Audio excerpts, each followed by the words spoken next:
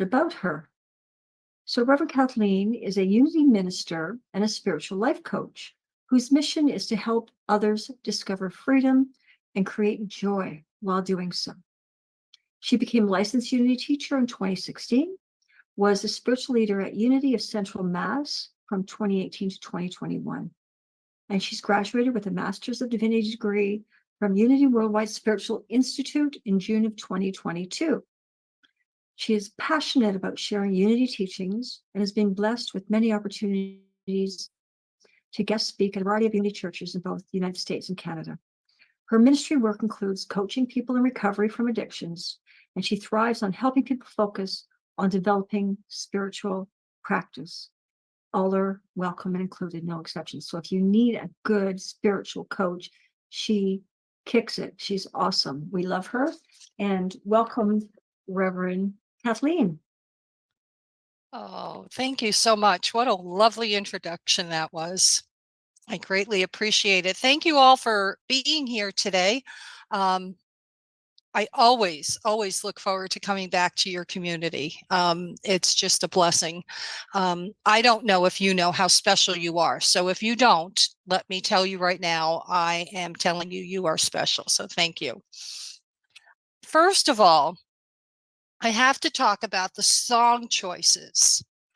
I think you were trying to bring me back to the 1970s.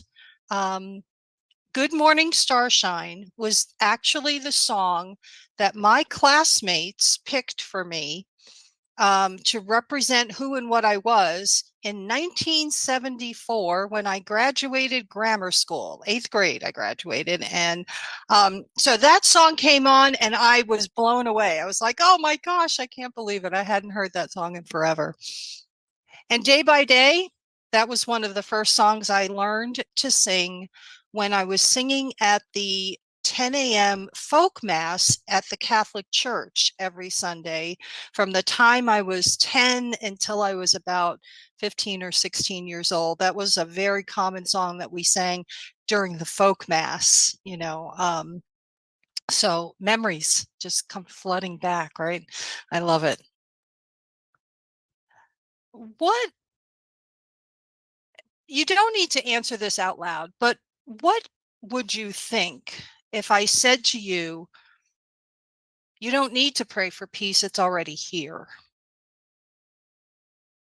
You might be shocked. You might be a little bit blown away.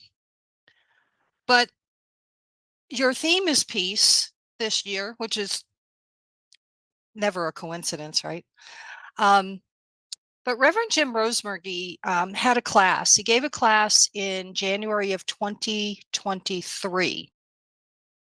And he called it Gatherings of the Few after a little while. That wasn't the initial title of the class, but he was talking about how we can have a peaceful uprising and have a global spiritual awakening.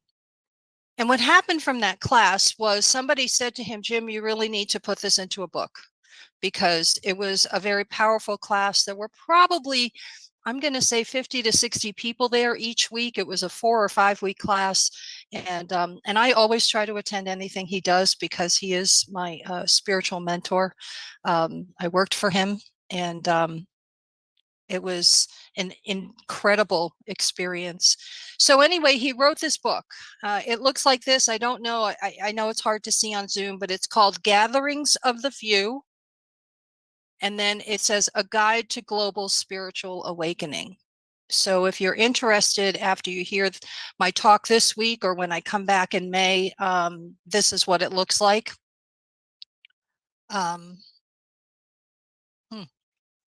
You know, when I found Unity, I was kind of blown away by the fact that everything I thought I knew, I really didn't know. I thought I had lots of truth inside of me, and Unity encouraged me to question. And that was the first time I had ever been encouraged to question anything. I grew up in a family that never questioned anything. You don't question authority. You don't question priests, nuns, doctors, lawyers.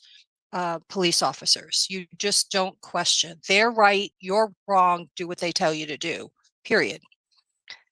I got to Unity at the end of 2009, and all of a sudden, Jim was the senior minister there. That's how I met him.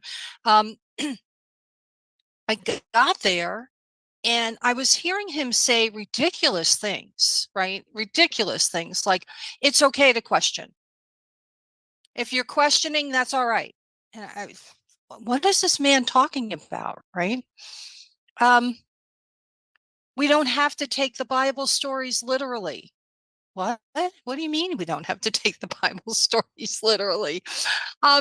He was rocking my world, not to be mean, I figured out, right? But it was rocking my world. What are some other things? Oh, the Christ presence is in every one of us. Now, wait a minute. I've watched some news stories and I see headlines. You can't be telling me that the Christ presence is in everybody. And yet today I do believe that. I've come to understand that a little bit more. There's only one presence, one God, one universal power, but there are many paths to that power. Right? I remember going to Unity of Fort Myers, and every Sunday Jim would get up there and he would bless all of the faiths in the world.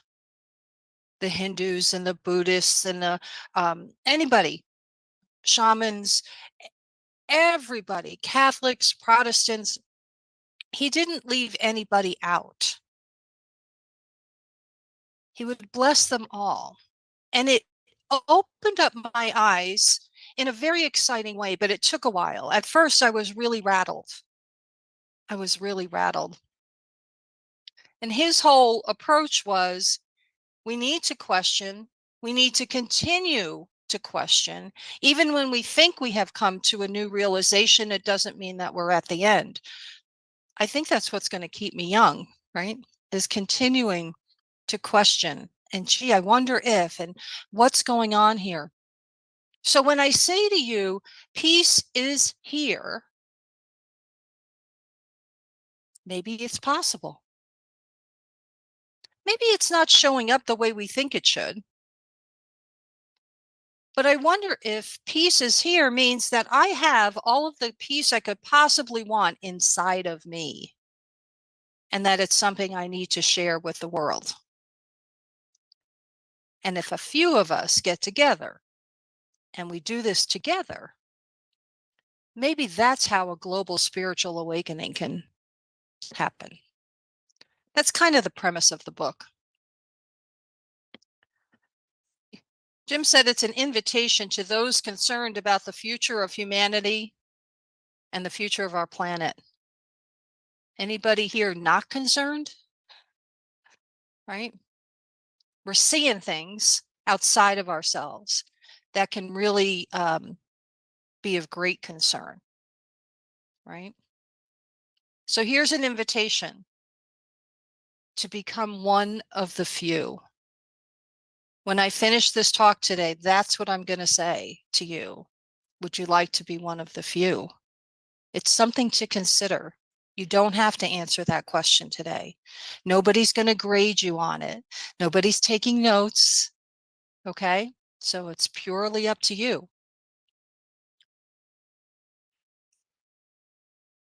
I'm going to pull, I don't think this is a direct quote from the book, but it's pretty close. Most religions hold a hope that their spiritual giants will return to bring a world of love, peace, and joy. However, the spiritual giants showed us a way of life, of love, of compassion, and non-resistance. They showed us how to use spiritual principles. It's humanity's responsibility to unite and use these tools. So what is he saying here? A bunch of us. I mean, if I was raised Catholic, we were taught about Jesus dying on the cross for our sins and what a sinner I am, and all of that other stuff. I remember hearing that a lot. Go to confession, get this stuff out, etc. But I think if we look at the stories in the Bible about the teachings of Jesus, he did show us a way of life that is filled with love and compassion and non-resistance. I do know that he flipped the tables in the temple. I do recognize that. But in general, overall, he was showing us a way of living from a consciousness of pure love, that we are all connected. I think I said this to you guys once before. We're all connected. You can't break that bond. And so you're stuck with me for life. Yes. Sorry, not sorry. um, So Jim's premise in the book, and something I would like to just kind of point out here, is that it is important to think about this, that these giants, whether it be people who followed Buddha or Hindus or whoever a person's higher power is, whatever that may be, we are shown what to do, but it is up to us to actually do it. It is up to us to take the actions, right? It's kind of like this idea that God is not doing anything through us. God is being. God is beingness, so to speak.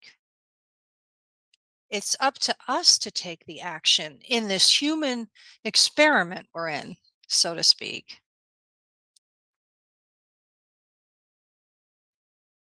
There's this idea that we have access to all the peace that we could possibly want. We talk about divine mind in unity. We talk about divine ideas, that there is an unlimited supply of divine ideas. So the divine idea of peace is huge, right?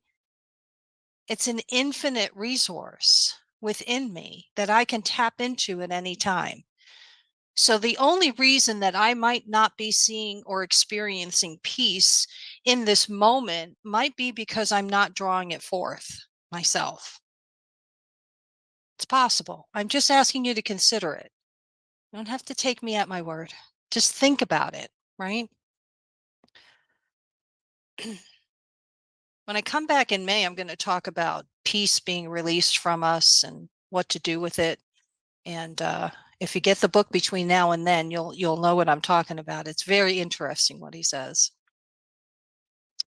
Okay, so we're talking about a global spiritual awakening, and I know that that can sound extremely overwhelming. A global spiritual awakening, the entire world. Are you kidding? How we can't get our country to come together? How can we? Every place is experiencing unrest, right? I'm wondering if all of the unrest that we're seeing is because things are being shaken up so they can fall back together again in a better way. I do wonder about that. And when I really see something that is really tugging at my heart, I go back to that thought of maybe it needs to happen in order for the change to come that we really want. Big change requires big unrest, so to speak. Okay. So from time to time, I have mentioned here, and Cheryl mentioned it in the introduction, that I'm a spiritual life coach. And often I get to speak with some wonderful people who have struggled with addiction, but are really trying to pull their lives together, etc.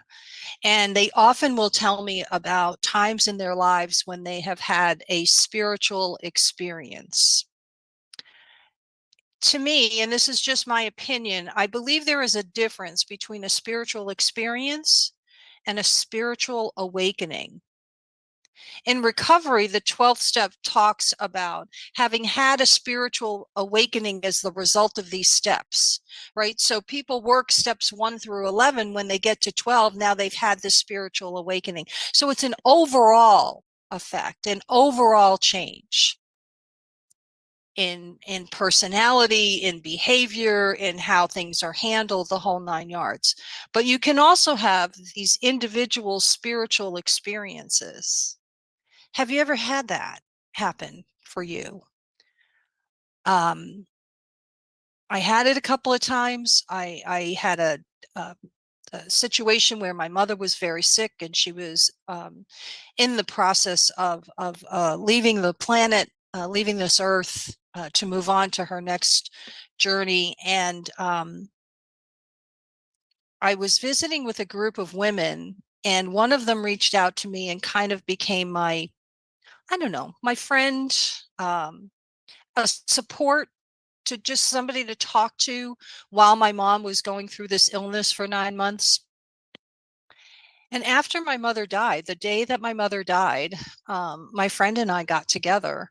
Now, this was a friend who I made up here in Massachusetts. I would visit from Florida every 2 or 3 months, and I would get together with this friend up here in Greenfield. And the day my mother died, she came to me and she said, I just found out what your last name is. Was your mother's maiden name? And she told me my mother's maiden name. She and my mother had been in grammar school and high school together, grew up together, knew each other very well. They had a little trio. There were 3 women that stuck together. It was my mother, her maid of honor, and this other woman. And this woman was my mentor, my support system while my mother was getting ready to transition. To me, that's a spiritual experience. I call it divine choreography. I call it, there's no coincidence in that. I believe it came together in divine something or other, whatever you want to call it. To me, that's an experience, and we have all of those experiences. But a spiritual awakening is even greater than that. Somehow, when something really, really tough comes along, and you deal with it and you get to the other side, your eyes get opened, maybe your priorities change.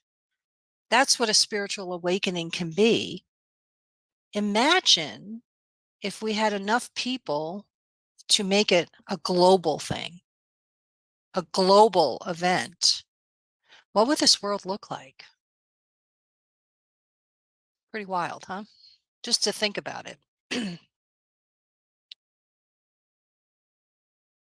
I believe that I've had a spiritual awakening. I believe that prior to finding unity, I found a group of people who could help me.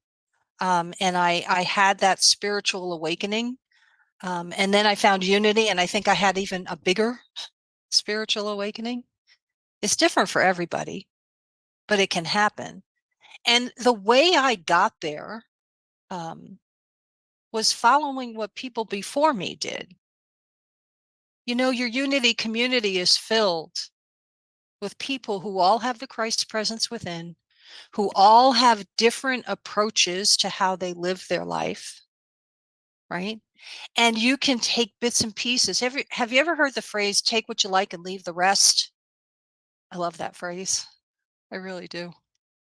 It can sometimes be obnoxious if somebody's teasing me and I'm taking what I like and I'm leaving the rest. But it's you kind of pick up on things from other people, and you admire them and you follow them and you experiment and you try it out. And one of the things that worked really well for me, as I'm sure you all can relate, is prayer, right? Be careful what you pray for. Have, I had a friend who clearly, adamantly told me never pray for patience, right? And I don't know if you know why, but if you pray for patience, you're going to get more episodes of where you need more patience. So don't pray for it, because it'll come, right? The universe is listening all the time, right? But there are certain prayers that I really grabbed onto prior to unity, prior to my understanding that God is not this entity in the sky. The prayer of St. Francis, Lord, make me a channel of your peace. Think about that for a second. What if this power that we're connected to really heard that and really made you a channel of its peace? Could you imagine what that would really look like? Sometimes I wonder, am I really ready for that? Right? But my goal, my personal goal, is to bring peace to all situations. Right? Now I can bring fun. I have a sense of humor. I can bring love. I can bring a lot of different things to a situation. But one of the most important to me happens to be I want to always bring the calmness. I want to bring the peace, the sense of peace that maybe sometimes surpasses understanding. Right? There's a prayer that says, God, I offer myself to thee to do with me and to build with me as thou wilt. Now that's old wording. But what does that say? Like, here I am, use me, right? I have to be willing to be used if I'm going to use those words.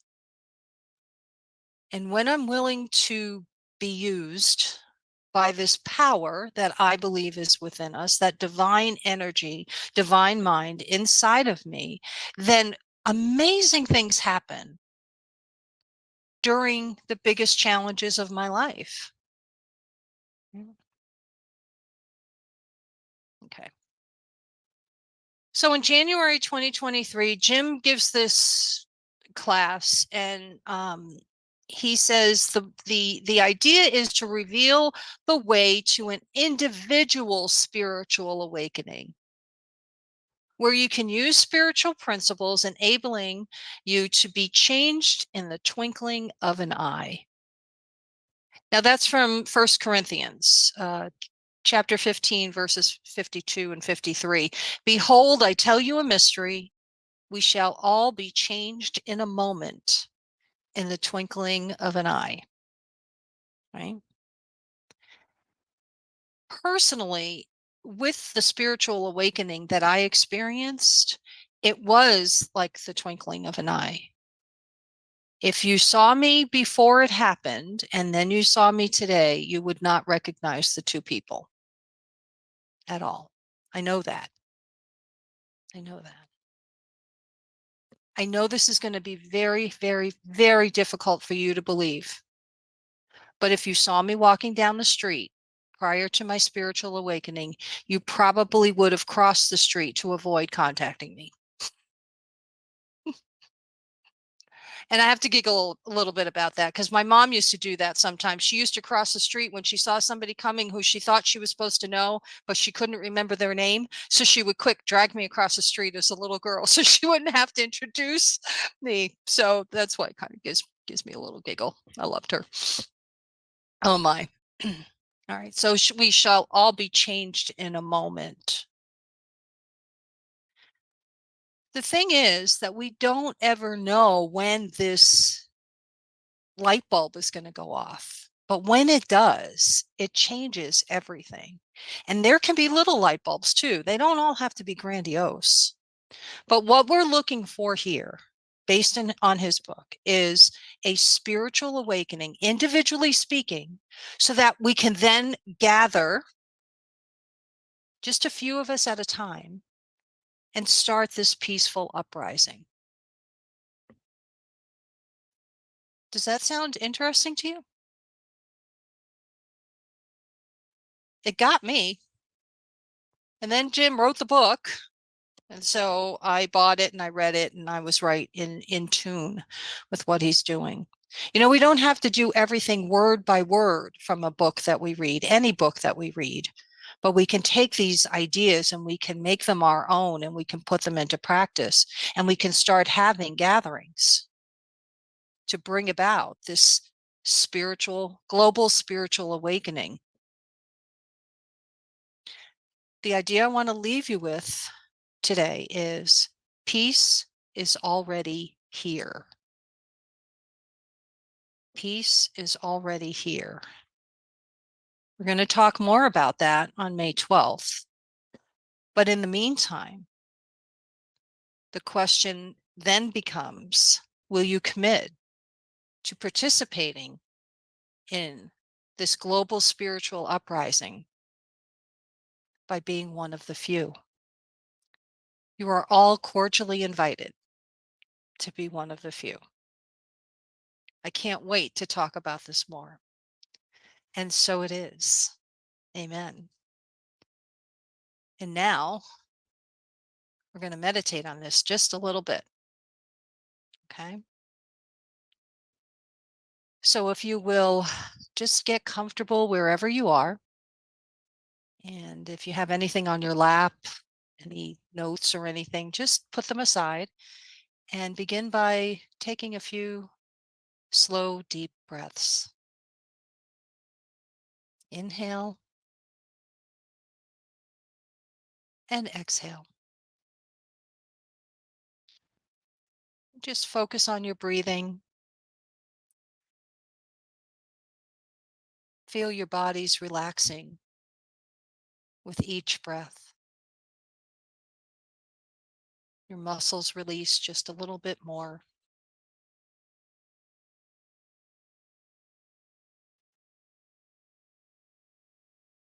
May the words that I speak now be the words of your own heart.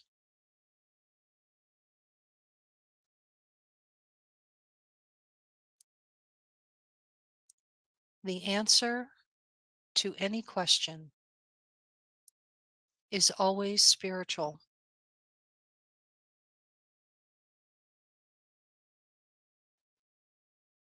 I am part of a peaceful uprising.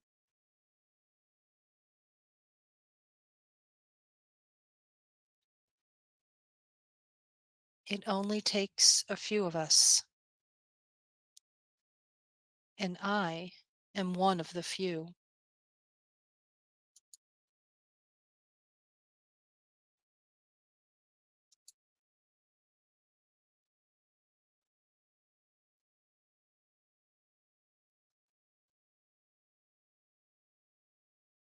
I am willing to be changed in the twinkling of an eye.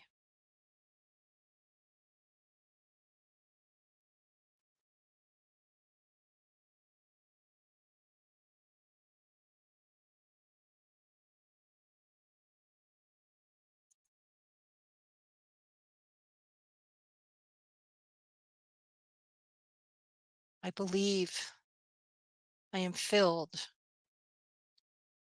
with divine love.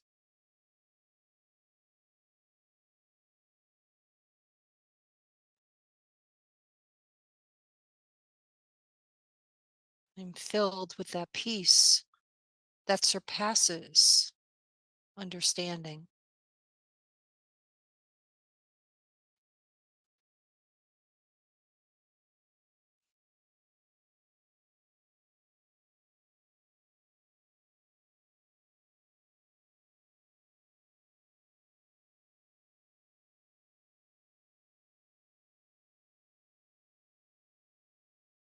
I am willing to unite with others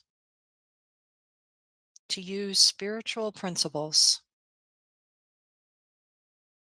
to show others a way of life filled with love, compassion, and non-resistance.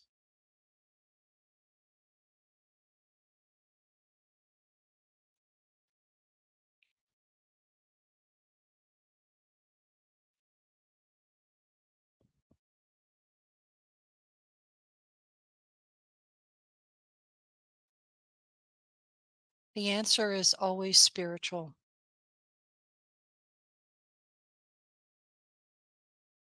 I am part of a peaceful uprising.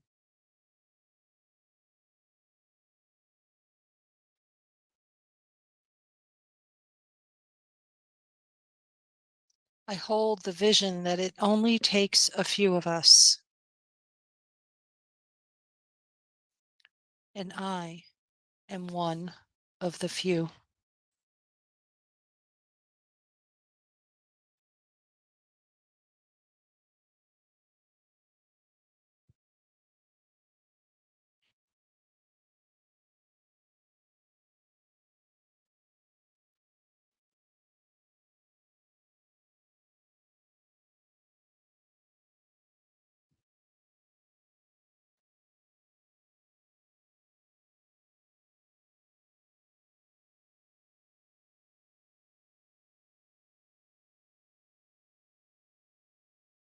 And now we take another deep breath together. We exhale out slowly. And we acknowledge the gratitude that we feel in this moment. The gratitude for new ideas to be considered.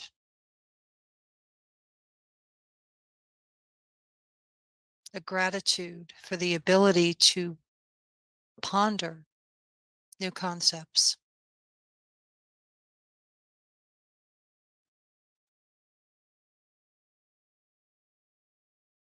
This gratitude shows in our words and our actions. And so it is. Amen. You may take